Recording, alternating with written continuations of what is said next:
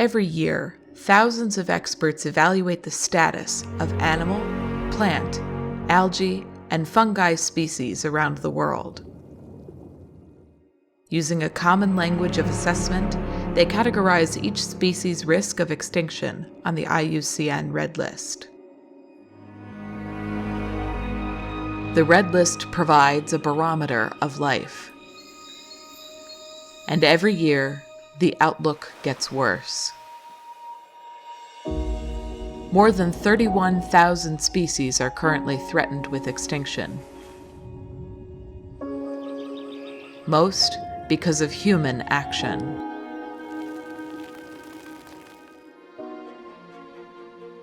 But human action can also reverse the Red List trend.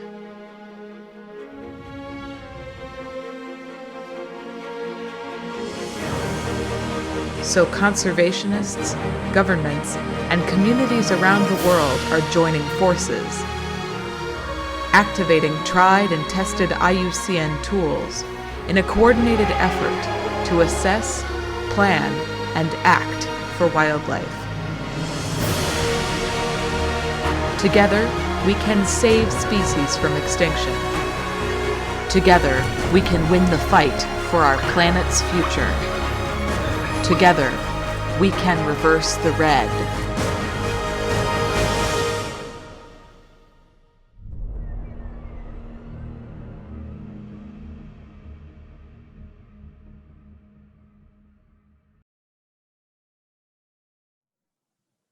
Good evening, good afternoon, good day, everybody. I'm Jenny Gray. I am the Chief Executive Officer of Zoos Victoria, and I'm the immediate past president of the World Association of Zoos and Aquariums. I'd like to open this gathering by paying my respect to the traditional owners of the lands on which we gather. I'm based in Melbourne, Australia, on the land of the Wurundjeri people of the Kulin Nation, and I pay my respect to our elders past and present. Wherever you are around the world, and I know you are all around the world, pause for a moment and think about the environment in which you're living. Think of how it may have been to the traditional owners gathering on this land hundreds of years ago and how much we've changed these environments. When we think of species, we use a language of endangered, vulnerable, critically endangered. The language that's been developed by the International Union of Conservation of Nature, the IUCN, called the Red List. Using an army of volunteers, we check out how species are going every year. And unfortunately, each time we assess species, it seems we find a concerning trend. The ratings are getting worse. In fact, recently released Global Biodiversity Outlook shows that the Red List has deteriorated by 9% over the last 10 years. The big question that we're trying to answer today is, how do we make this change? How do we stop seeing the Red List getting worse? How do we reverse the Red List trends? And we don't have a simple answer that we're just going to unveil. What we have is a journey of exploration. And the format of the discussion tonight is a fireside chat, for which I'm joined by an amazing group of people. And I have high expectations as we explore this question together. So David Attenborough says, "It seems to me that the natural world is the greatest source of excitement, the greatest source of visual beauty, the greatest source of intellectual interest. It is the greatest source of so much in life that makes life worth living." It is my great pleasure to introduce the people who will be exploring the greatest source of intellectual interest. And as you meet them, I'd love you to lean over into that chat box. We are going to interact with you, our audience, and tell us where you are. Where are you joining us from this evening? And while you're filling in those comments, I'm going to introduce you to our panel. From Pakistan, we have Malik Amin Aslam, who is an environmentalist and politician who serves as federal minister and advisor to the Prime Minister of Pakistan for climate change. He currently serves as the vice president of the IUCN and is a candidate for IUCN president. He has chaired the flagship Green Growth Initiative in Pakistan, which includes the mass forestation, a billion-tree tsunami project. From Peru, we have Kerstin Forsberg. She is founder and director of Planet Océano, a Peruvian not-for-profit organization empowering coastal communities in marine conservation through research, education, and sustainable development efforts. Her efforts include pioneering giant manta ray conservation in Peru, securing legal protection for critically endangered sawfish, and setting up Northern Peru's Marine Educators Network. From Mozambique, we have Greg Carr, who is an entrepreneur and a philanthropist. He has a background in public policy, and he co-founded an international telecommunications firm, Boston Technology. He's assisting the government of Mozambique to restore and co-manage the country's flagship national park, Gorongosa, including reintroducing species, planting 1 million trees, so we can see a trend here in terms of lots of trees, and supporting community health and education. From Panama, but currently based in Geneva, we have Ms. Ivonne Higuero, Secretary General of the Convention on International Trade of Endangered Species of Wild Flora and Fauna, the CITES Secretariat. Ivonne is an environmental economist with a career spanning 26 years in international organizations, including the United Nations in the area of sustainable development. She has experience working at global, regional, and national levels and engaging with stakeholders across public and private sectors. And finally, from Colombia, Julia Miranda. She is the Director General of Parques Nacionales de Colombia. She has a legal background, having worked as a litigating attorney and environmental law lecturer. She is currently responsible for the system of natural parks, which currently has 59 protected areas, and the implementation of social participation strategies in conservation policy in order to include indigenous, Afro-Colombian, and farmer communities in the process of conservation. What a tremendous panel we have joining us for this discussion today. In preparation for our discussion and our panel, we asked them to talk and to share with us what their favorite species are, because we really want to bring species into this discussion. And so we asked our panelists to share with us what their favorite species were. And we want you, the audience, to also have a chance. And thank you for sharing where you come from. What you will find in the chat bar is a Mentimeter link where you can input your own favorite species as you're listening to our panel. And so I'm going to open it up. And Kerstin, I'm going to start with you and have you share with us your favorite species. So welcome, Kerstin. Thank you very much, Jenny, and thank you for the opportunity to being with you today. So my favorite species is the giant manta ray. I work in community-based conservation, and since 2011, we've been spearheading ownership in local communities in northern Peru regarding this majestic species. Every time that I talk with somebody that has swam with a giant manta ray, they say that it is an unforgettable experience that they will never forget in their lives. Giant mantas are incredibly smart. They have a very large brain size. They're very curious. So they approach you, they look at you. You can really understand how each individual is unique. It's not just about managing the population. It's about really understanding how each of these different animals has their own place in the world. And looking forward into conservation for this species, what I really am interested in and what I love beyond, having this interaction or seeing giant manta rays breach out of the water is the opportunity that it can bring to coastal communities. My work is very much focused on development of coastal communities, seeing how biodiversity can provide opportunities for social and economical growth. And in the recent past, we've seen how giant mantas, for example, through community-based ecotourism, can really change things in communities and can lead to people thinking about marine environments in a general way. So that's my species, giant mantas. Thank you, Julia. And Greg, I'm going to come to you next. Africa's in your blood, and clearly giants are on everyone's mind. So would you like to share with us this creature that lives in Africa and captivates so many people's hearts and minds?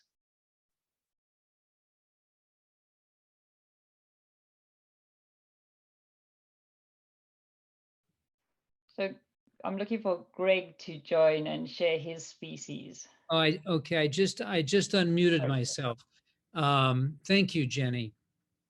When I first arrived in Gorongosa Park 15 years ago, the park only had 100 elephants, and that was down from 4,000. But Gorongosa had had a generation of war, and sadly, soldiers had harvested the elephants, traded the ivory for weapons. And now I'm happy to tell you that we have more than 700 elephants, up from 100. So we're one of the few places where elephant numbers are going up, not down.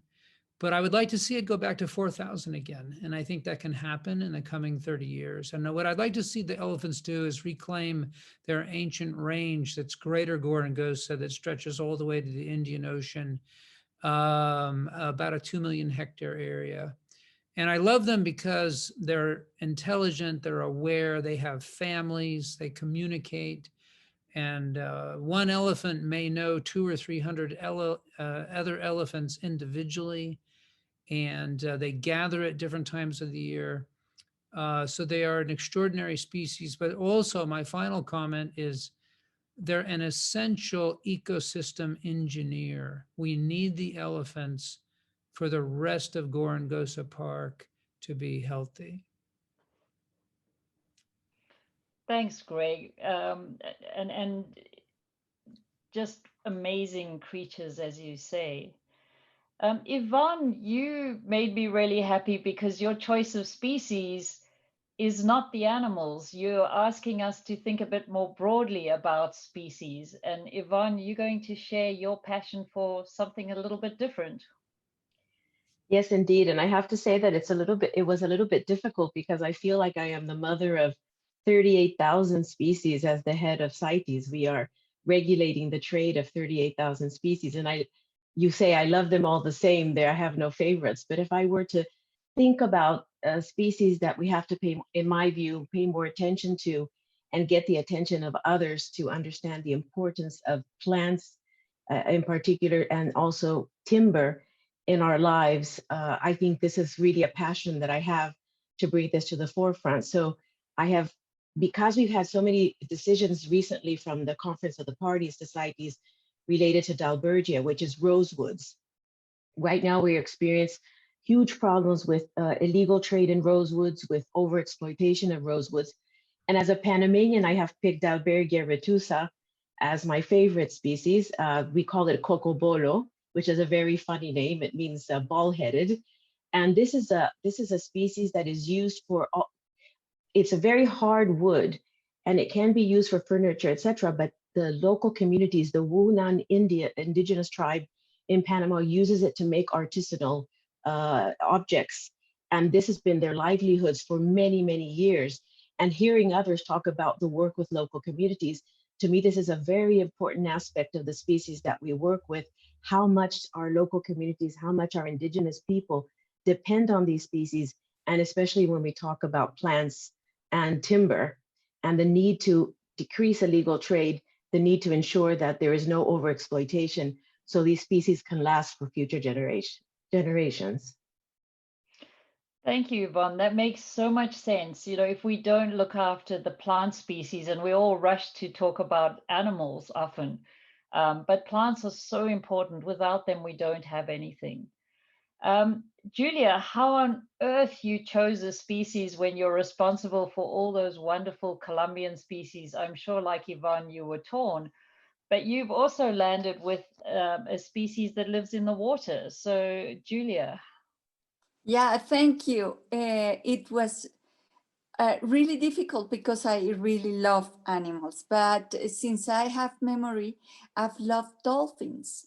The first ones I met was the ocean dolphins since I was a little child.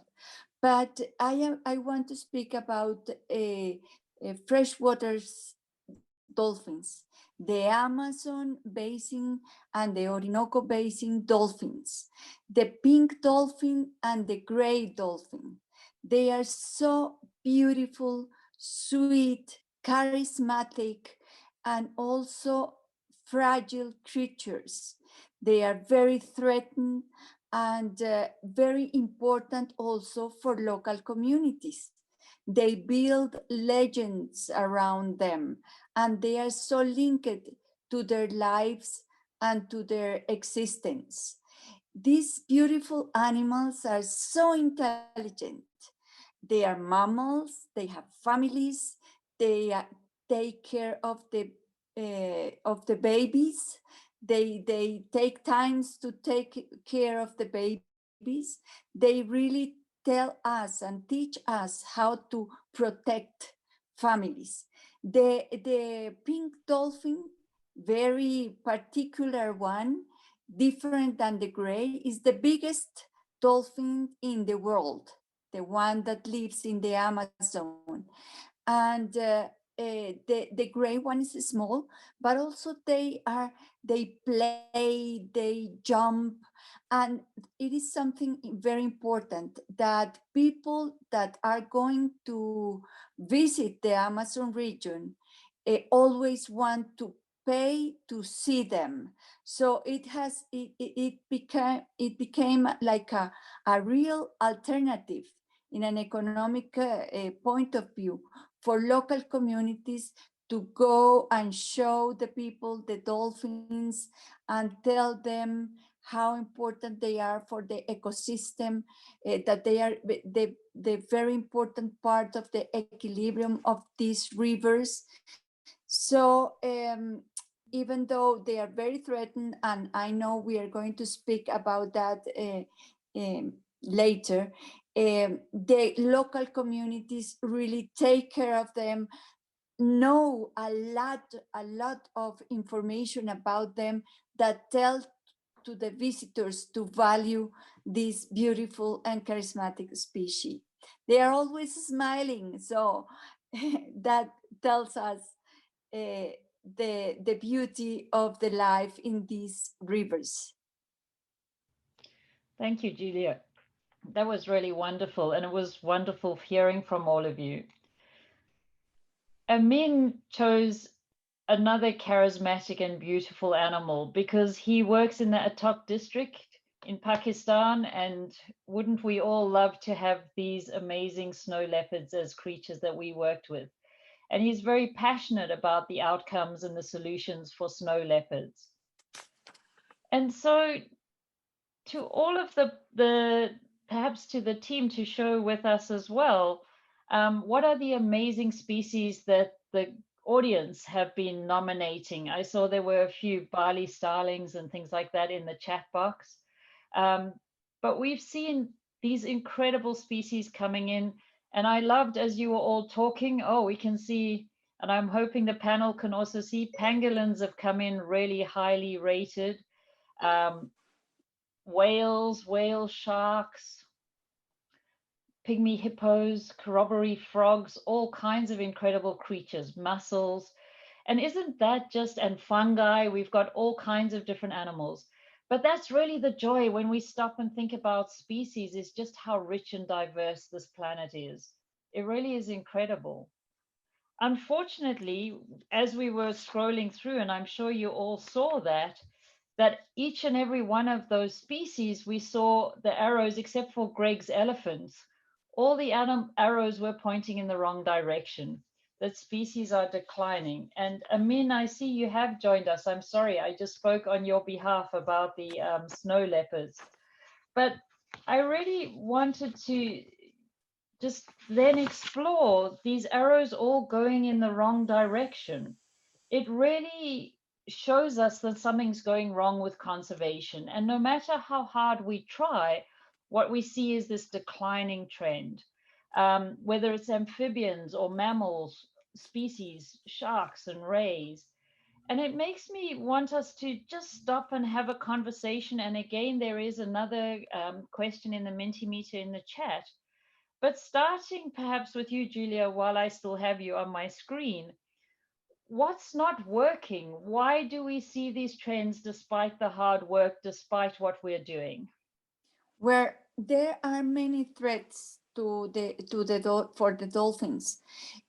For instance, the hydropower plants that interrupt the course of the rivers, but also fishing and hunting, also a contamination of the rivers, and also the acoustic problems that they have, of course, because more and more boats are going through these rivers and they are so sensible.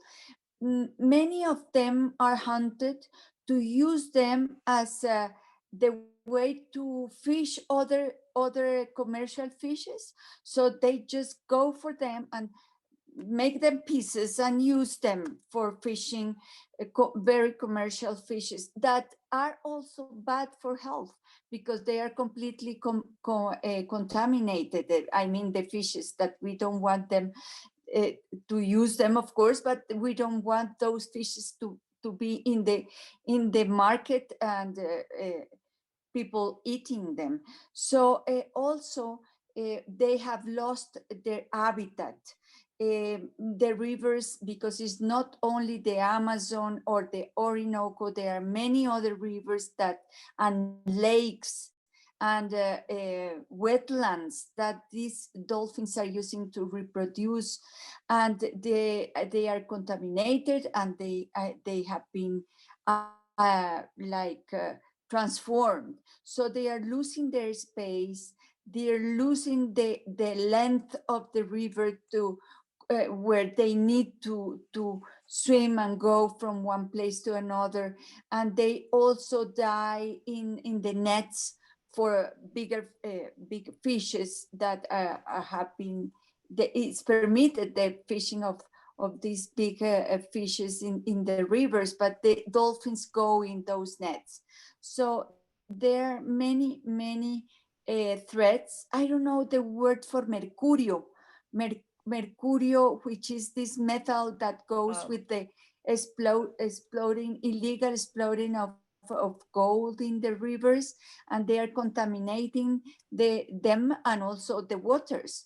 So that's a big threat in these countries of Latin America in the rivers. We share those basins. Peru, Colombia, Venezuela, Ecuador, Bolivia. We are 9 countries sharing these basins, and we need to work together. And that is the good news that I will tell later. Ivonne, I'm going to bring you into the discussion from CITES' point of view. What are what's the challenges? What do you think is the main cause of why we're not winning this fight? Well, I would say that generally we have to be aware that we have to have a different relationship with nature. I think we have taken nature for granted. We have overused many species. We have also destroyed many species because of destruction of habitats, deforestation, and other types of extension of these productive sectors. And I think that we really need to work more closely with those who are managing these productive sectors. If you look at the Aichi biodiversity targets, for example, under CBD, and where we have had more success has been where we can control it under environment, for example, by extending protected areas. But when it comes to use, and this is where we have to pay close attention to sustainable use, we have to use biodiversity for human beings need to use biodiversity, but we need to make sure that it's sustainable how we use it. And we have to make sure that there's an understanding that there's a cost associated with all of this destruction, and that it is much more expensive to replace it. And sometimes there's no way that we can replace it. There's not enough money to replace it.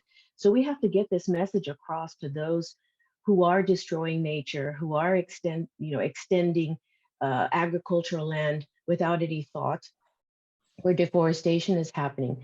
We also have to think about our local communities, what I call the guardians of nature, who are living side by side with these animals, with these plants and timber species, for example, that they have to feel that they benefit from conserving those species, and that they are at the end are the ones who are conserving, but that they know that they can make a livelihood by conserving these species. And I think we have to talk a little bit more about that, how to ensure that those guardians of nature can continue to make a livelihood from those species, Again, consumptive, non-consumptive, that's another discussion, but they have to ensure that they make a livelihood, so they want to conserve it. So we have to, in general, worldwide, change our relationship with nature, respect it, understand that it is much more costly to replace these assets that we have, that we need them for future generations, not mine them as we have been doing so far, and also respect those who really take care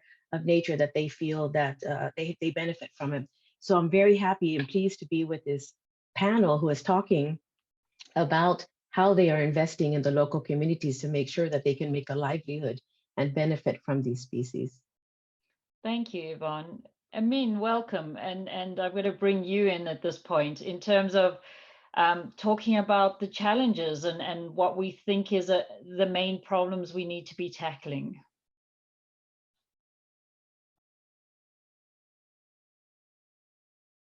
Sorry, you're on mute. Okay, thanks, Jenny, and apologies for joining late. I was actually chairing the IUCN Council meeting because our president could not be technically found thanks to Zoom. But in any case, it's a pleasure to be here and participate in this talk. I believe you have some questions for me, or do you want me to just speak? I'm on mute. We're exploring the main challenges with conservation at the moment, and then I'll come around to talking about what gives us hope and then where we're trying to make solutions. So I wondered if you wanted to add anything onto the discussion around the major challenges we're facing. Yes, I think I just heard the last 2-3 comments, and I agree with most of them. And to me, the challenge for wildlife is the challenge for the wildlife habitat.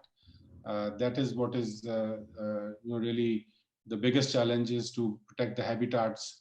And we've seen in the COVID era that nature has already given us a very stark warning about going into the habitats of wildlife.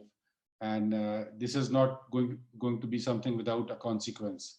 Nature has responded, and nature has stung back because we chose to go into those habitats. We chose to go into the realms of where the wildlife should be.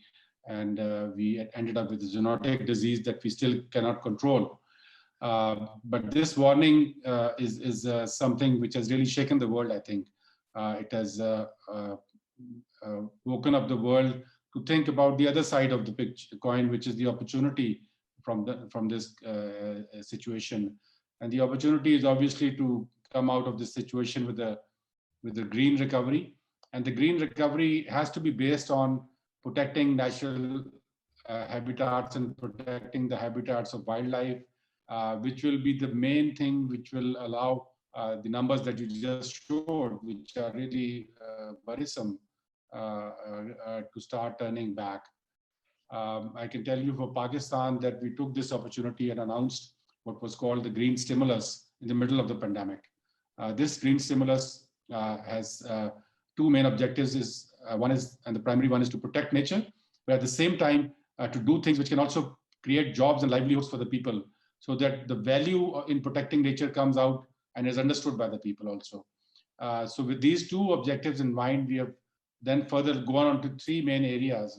The first one is protecting and increasing our forests. But the second one is called the Protected Areas Initiative.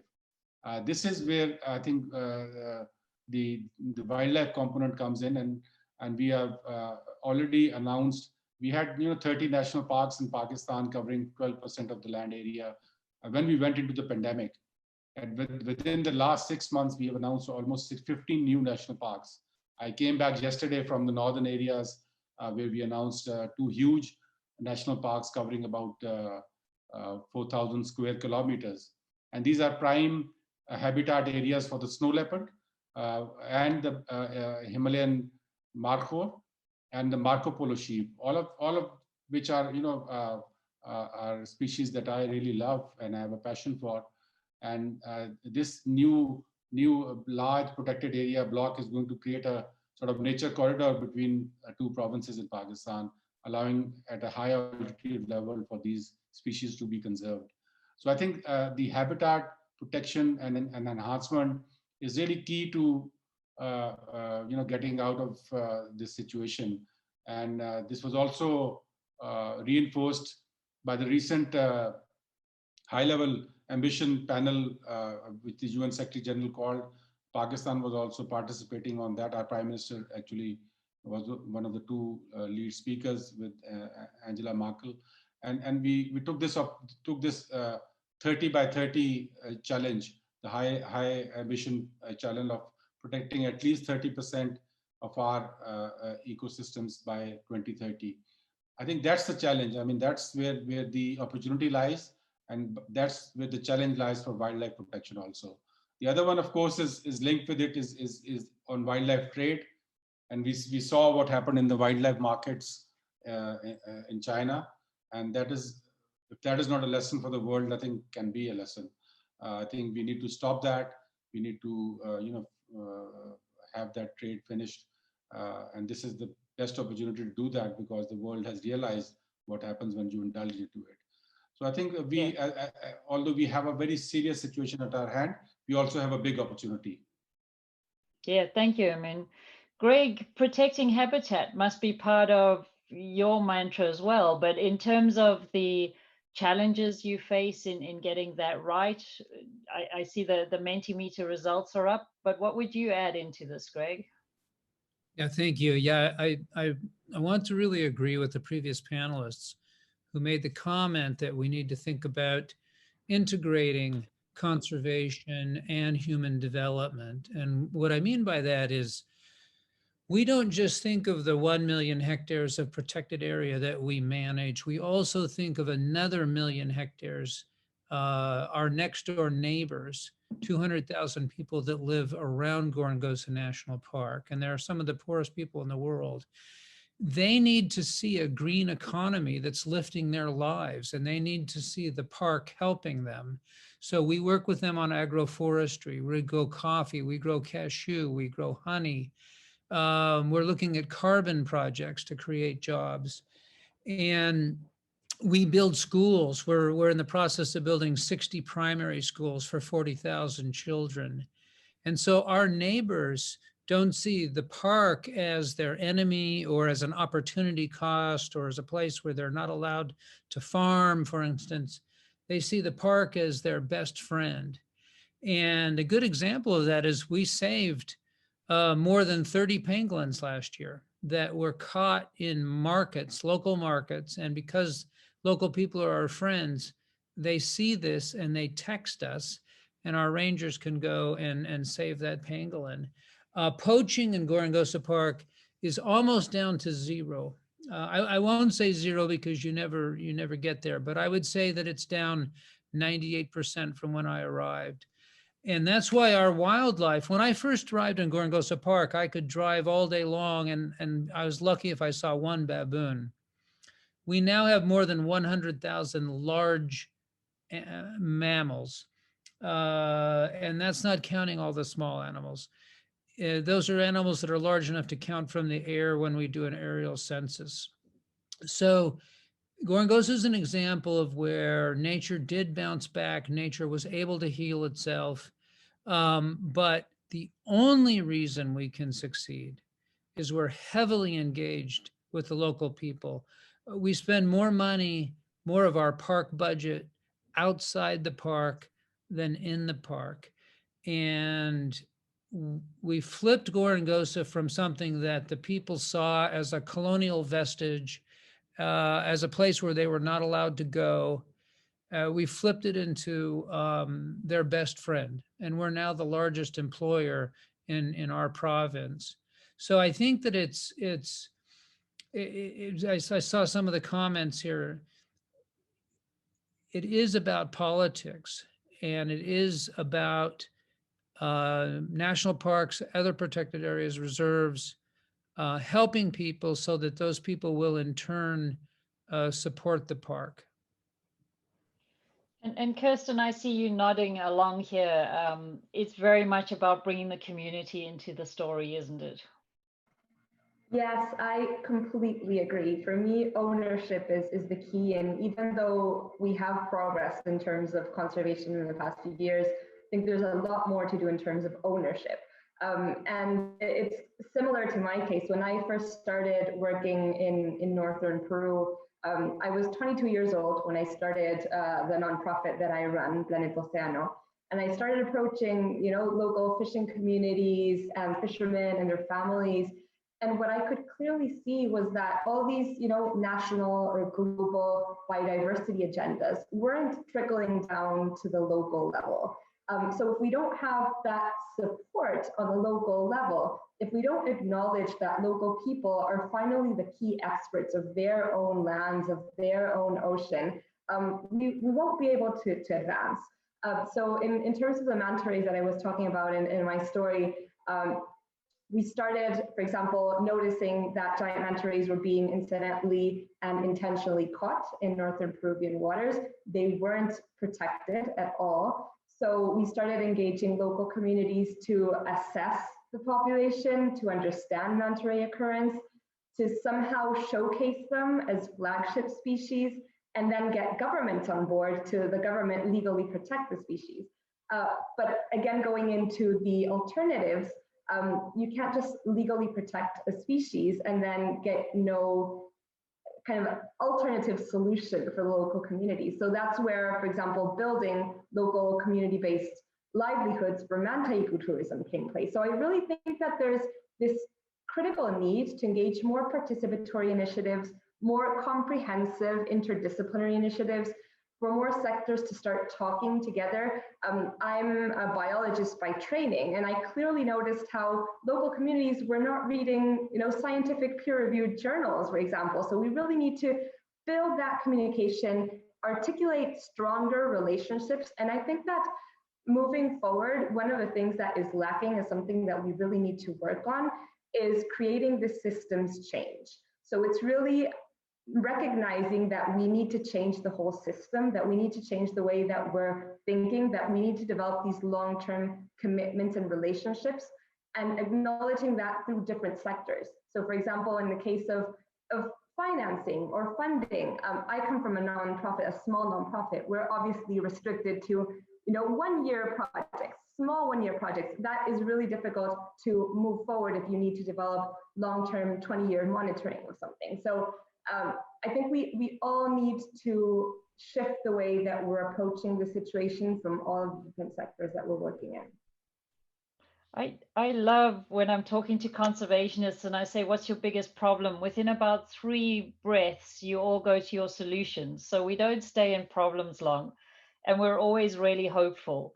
And you become hopeful through your experience. And Ivonne, your hope, where does that come from? Are you working in big multilateral agencies like you do? You're quite a hopeful person as well.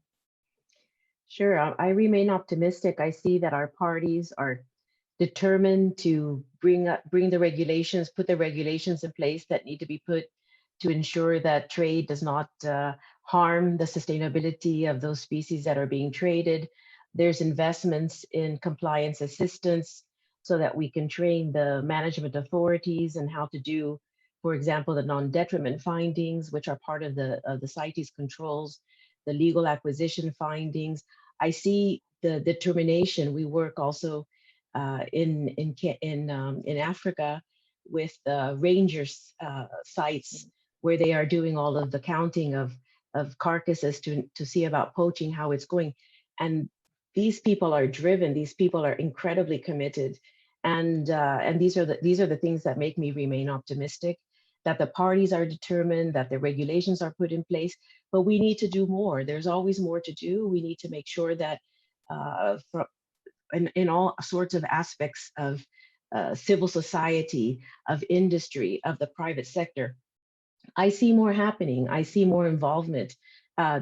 Those who say we need to ensure sustainability. If I don't make sure that we are sustainable in the use of Dalbergia, I won't be able to make violin instruments anymore. I won't be able to make those musical instruments that come from these precious woods. I see the determination of governments to stop illegal trade. We know that a lot of the illegal trade that is going towards some countries in Asia. We know that they're trying, we see the seizures that are happening. I see that there's more that are being prosecuted, more of these criminals being prosecuted and given jail time. So all of those things make me remain optimistic that there is determination. But again, I think we have to reach out more. We need to work with those local communities, but we need to work in general with those who are driving consumption. We need to change our consumption and production patterns. There's absolutely no doubt about that, because we can't only focus on those who are living side by side with the species. We have to focus on those who also have the demand for species, and to ensure that what we do is sustainable, also from the consumption side. So it keeps me optimistic because I see changes.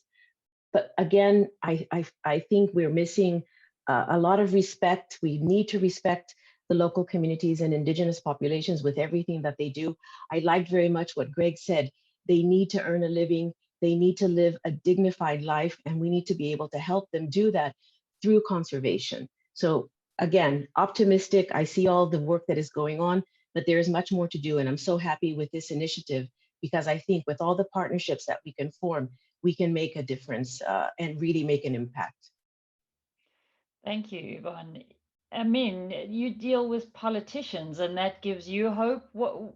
I'm sure you realize you've got some hopeful stories to share with us on how politics gets involved with local communities and with protecting areas.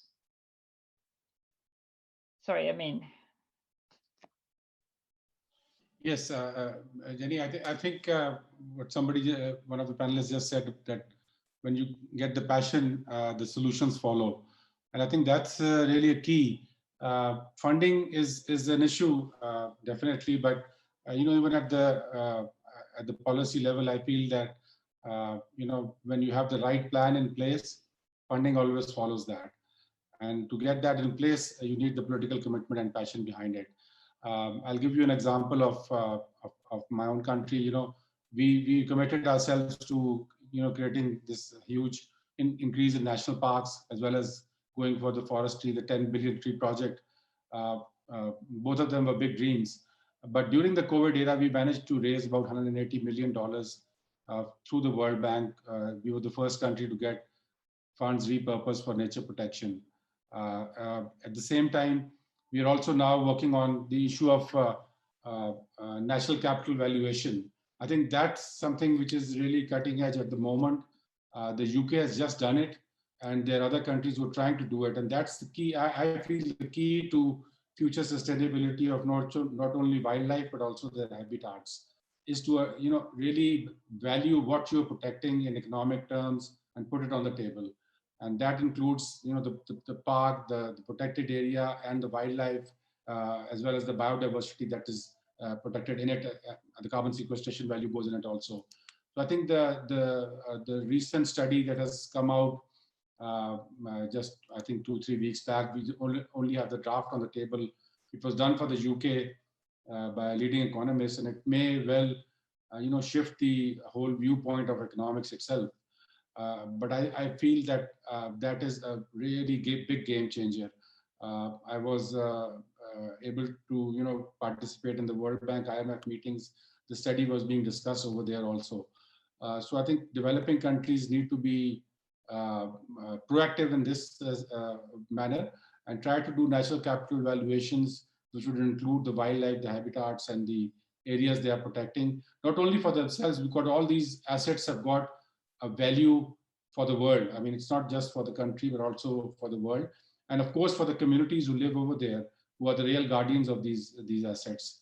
But to put them in economic terms and then put them on the table when you're in global negotiations, I think that's going to be the key to sustainable funding, which I saw on that big chart. One of the big areas of the problems was the lack of funding and lack of political commitment. I think both of them would flow once we have this on the table. And I feel a lot of hope, because this is something which is being discussed right now as we speak. As I said, this was being discussed in the World Bank IMF meetings. There's already a dialogue going on about how creditor countries can have a dialogue with countries who are indebted, so that the debt can go down if you can quantifiably show performance on natural capital enhancement. So this is a debate which is very productive, positive. It has come out of this COVID scenario.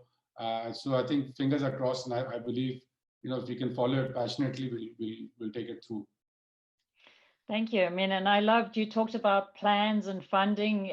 We're really pushing very hard the need to follow a methodology of assess, plan, act. And reverse the red is very much about putting in place some of the planning tools, the methodologies we know work.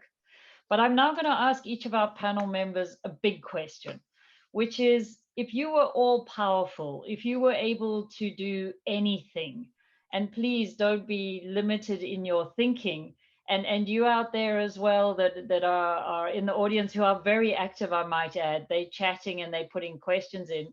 And I wonder if there's something dangerous asking a lawyer this question up first. But Julia, if you could change anything, what would you change in our world? In our world, my goodness, maybe, of course, the minds of the people and the hearts of the people that are consuming and using animals and not taking care of the threatened species.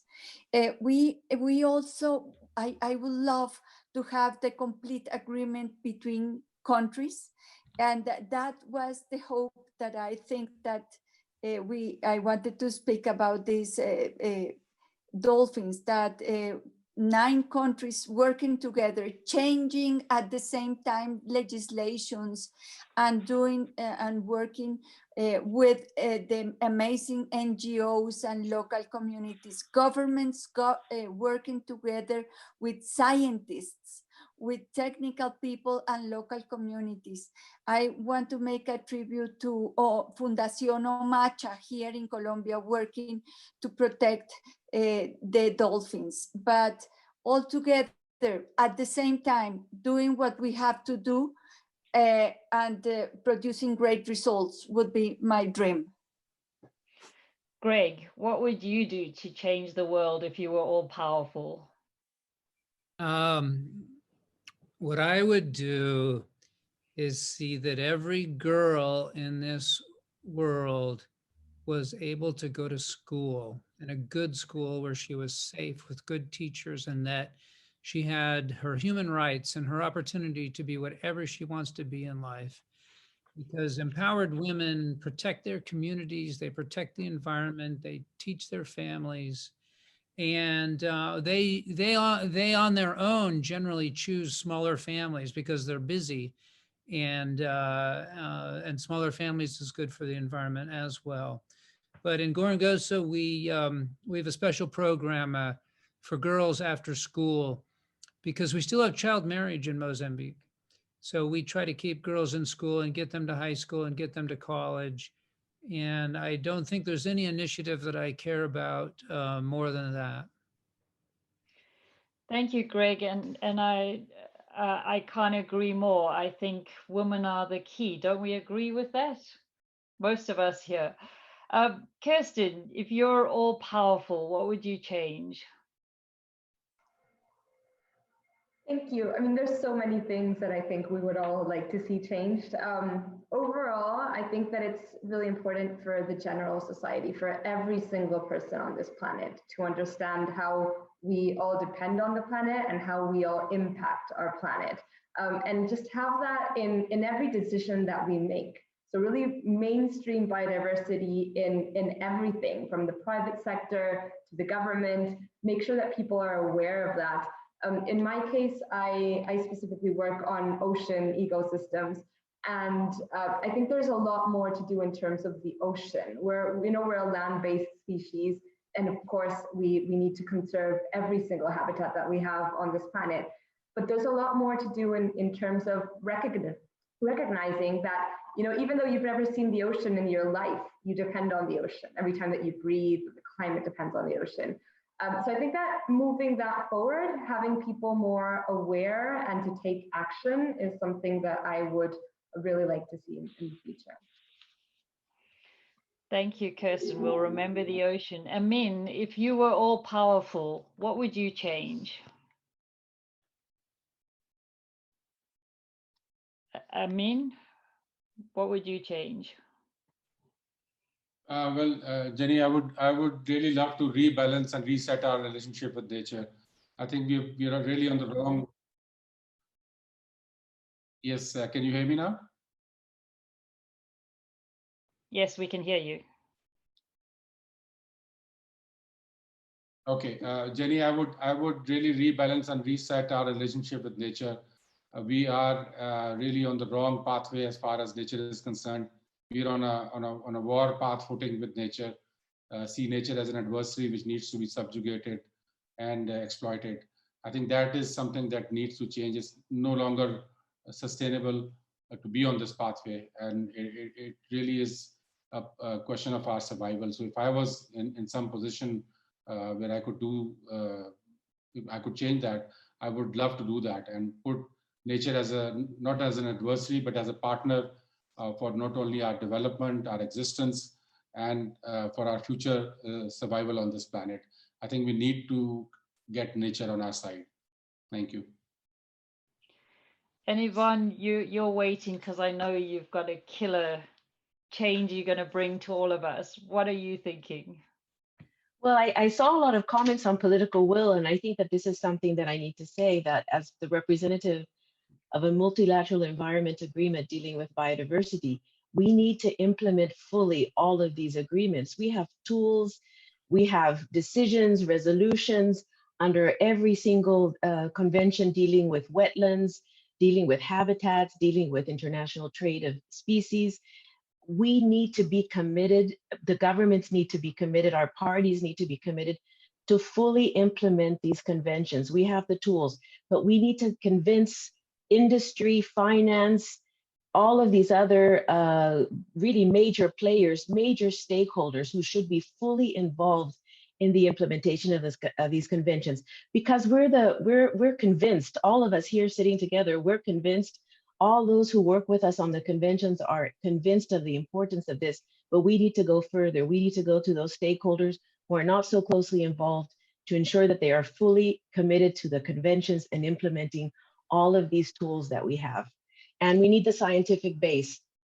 I shouldn't leave that out. You've mentioned scientists. We need to ensure that scientists are fully involved, working with the technical people on the ground to make sure that we have the information and the data that we need. What is enough? What can we use? Are we using too much? This is what the type of information that we need to use, and make sure that we are fully implementing all of these tools, such as the non-detriment findings, which tell us you're using too much. Let's not use so much. Let's put those in place and make them work. Yeah, absolutely. We know what to do. It's getting on and getting it done. Amin, I'm coming back to you again. You're running as president of the IUCN, where you might not be all powerful, but it would be a powerful role. And I think just to share with everyone your vision for the role of the IUCN.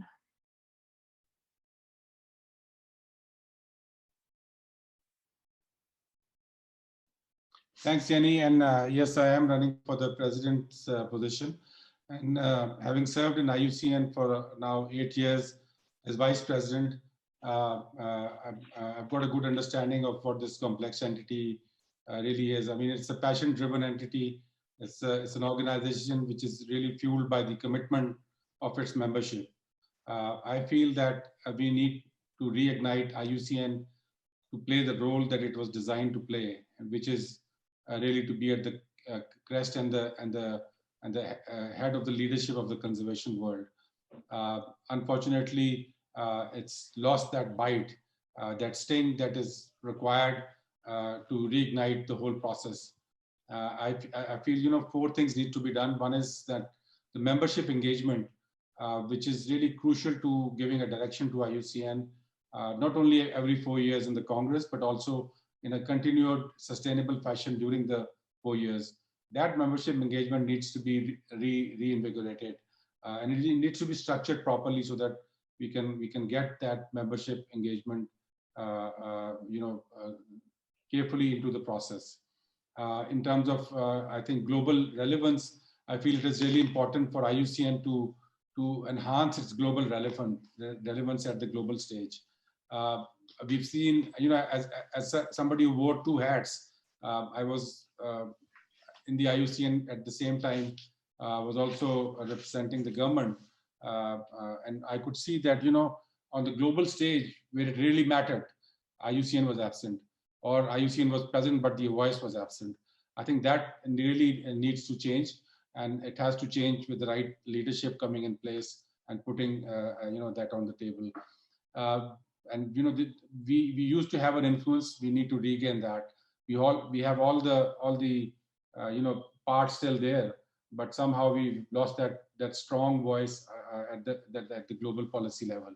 I think we also need to diversify and expand our financial resources.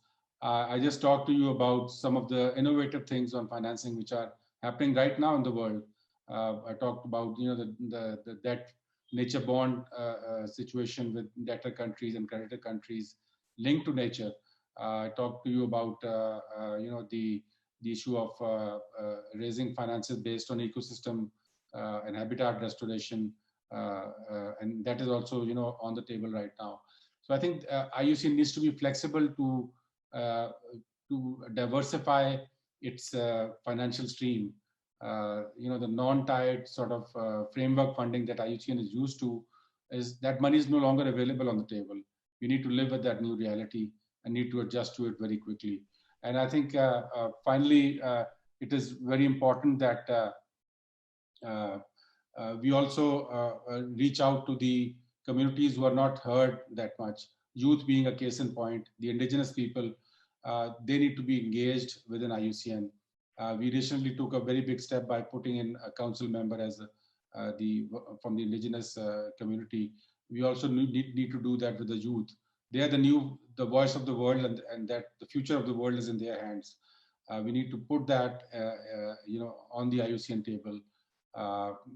It's good enough having people who are 60 plus talking about the youth, but I think it's better for the youth to be talking about the youth, and IUCN needs a blend of that. So I think these strategic changes need to be done at the council level, at the membership engagement level, at the financial level, and at the global policy level. And IUCN, as I said, it really is an organization without a parallel. I mean, it is an organization, an institution which could not have been built today. If today we want a new IUCN, we probably would not get that. It's a very unique organization with unique strengths, with a lot of passion and commitment from the membership, but it needs to be put, the direction needs to be put right, and the passion needs to be reignited in the IUCN. Thanks a lot. Thank you, Amin. And this is the first of 3 webinars. We're just starting the conversation, and I'd like everyone to join me thanking this wonderful panel.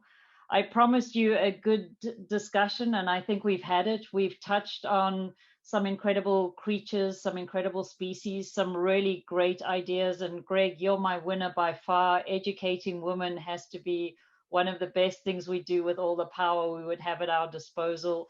But so much more about working together. And Reverse the Red is not a project, it's a movement. It's us coming together with diverse skills, with diverse capabilities to start tackling this issue of how we start living better with nature, how we start leaving some space behind for other species on this wonderful planet.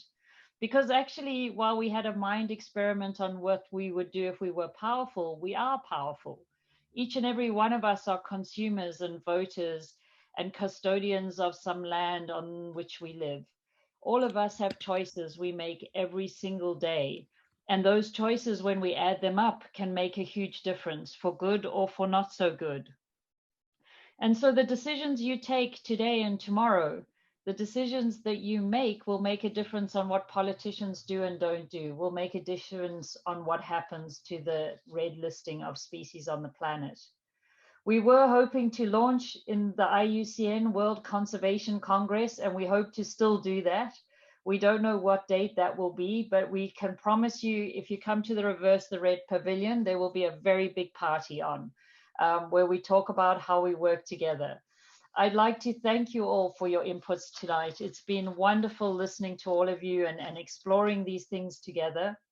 I'm going to once again leave the last word to Sir David Attenborough. But before I leave him the last word, I would encourage everyone who's watching to come in and join the next two panels. The next one will be on the 17th of November, the one after that on the 9th of November, and you will meet some more remarkable conservationists. So please join me in thanking Greg, Amin, Kerstin, Julia, and Ivonne. It's just been incredible having you with us, and I feel like I could do this for another hour. I think we should have booked in for 2 hours instead of 1 hour. But I am going to leave that last word to Sir David Attenborough, who said, "Many individuals are doing what they can, but real success can only come if there's a change in our society and our economics and our politics." I think if we can get it right, we can reverse the trends in the red list. We can reverse the red, and I look forward to working with all of you to achieve that. Thank you very much.